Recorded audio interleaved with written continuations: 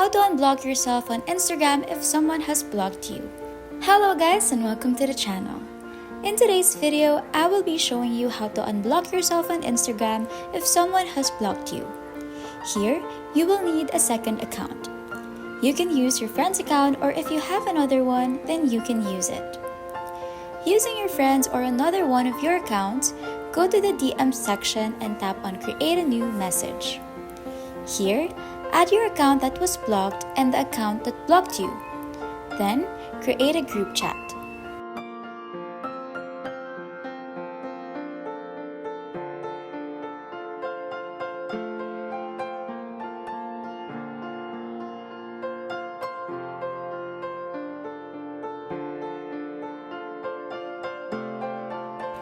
Now go to your account that was blocked.